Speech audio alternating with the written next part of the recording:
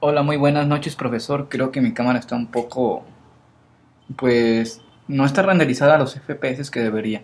Bueno, sin más rodeos, muy buenas noches, o días, tardes, no sé en qué horario lo estén viendo, pero me presento, soy Santiago Isaac Cortés Rangel y voy a pasar a exponer, pues, mi artículo que trata sobre cómo abordaron a ciertos grupos de pacientes de la patología del hombro congelado con terapia física más lo que es la distensión hidráulica. Es un artículo muy interesante ya que el estudio fue realizado no hace mucho, es un estudio realizado, según yo no mal recuerdo, en el artículo dice que fue realizado en el año 2016. Es un estudio la verdad muy corto, pero el primer apartado y el primer párrafo del artículo habla de que el grupo A y el grupo B, el grupo A fueron 60 personas abordadas con terapia manual y la distensión hidráulica, 60 personas. Y el grupo B fueron 61 personas, pero solo fueron abordadas con distensión hidráulica, pero enfocado a lo del hombro congelado.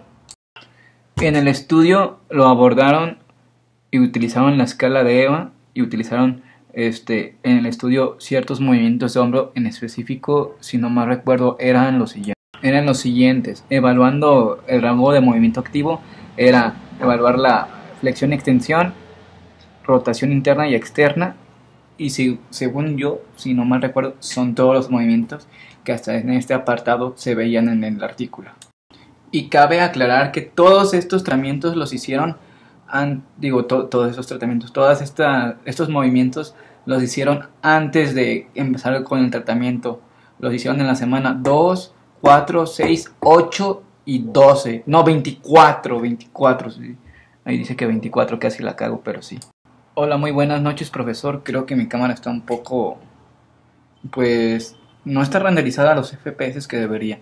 Bueno, sin más rodeos, muy buenas noches, o días, tardes, no sé en qué horario lo estén viendo, pero me presento, soy Santiago Isaac Cortés Rangel y voy a pasar a exponer, pues, mi artículo que trata sobre cómo abordaron a ciertos grupos de pacientes de la patología del hombro congelado con terapia física más lo que es la distensión hidráulica. Es un artículo muy interesante ya que el estudio fue realizado no hace mucho, es un estudio realizado, según yo no mal recuerdo, en el artículo dice que fue realizado en el año 2016.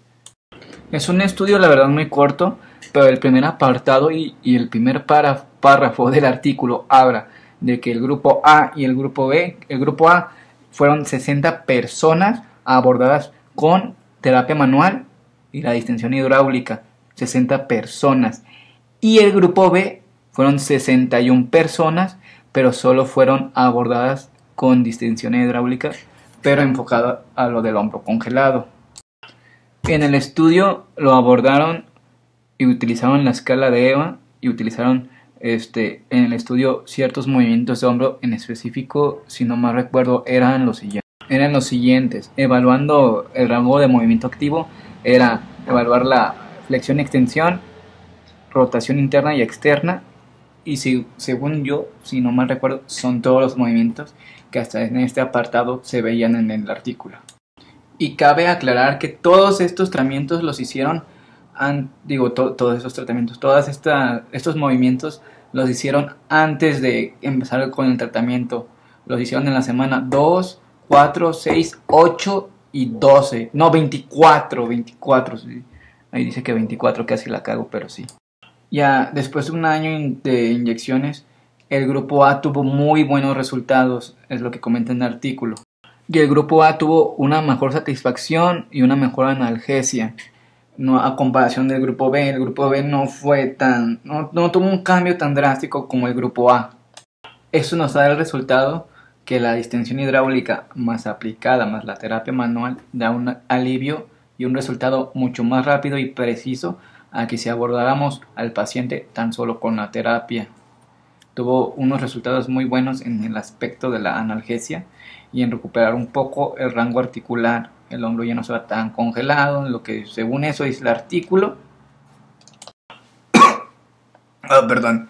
Aquí en la introducción del artículo también habla de los principales síntomas del hombro congelado, lo de la rigidez, limitación del rango articular, y habla sobre un porcentaje que creo que decía que era un 11% de los pacientes que presentaban un poco más de complicaciones a comparación de los demás. Decía que ese 11% de los pacientes tenía una disfunción permanente en su hombro, ya sin reparación alguna. Eso es lo que decía el estudio. Y hablaba sobre enfoques primarios al tratamiento del hombro congelado.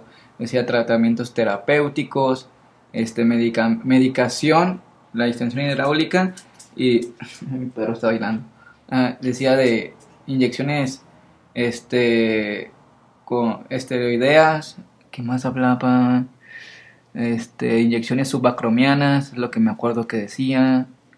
Y sin más rodeos, sigamos a la parte siguiente, que es lo después de la introducción, más vamos a ir a la parte del estudio en específico. Y ese estudio en específico fue abordado para personas de 19 a 70 años que tuvieran limitación en su rango articular, dolor y complicaciones de hombro. Fueron 160 pacientes a los que le realizaban el estudio por una universidad coreana. Y en ese estudio se excluyeron la gente que tuviera otras afectaciones en hombro o en cervicales, ya que pues no darían un resultado óptimo en este estudio.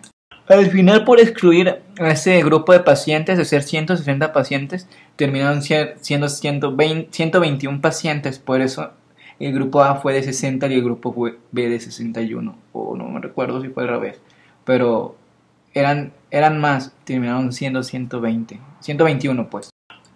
Los pacientes del grupo A recibieron durante 4 semanas 3 sesiones diarias de terapia física con una duración de 30 minutos.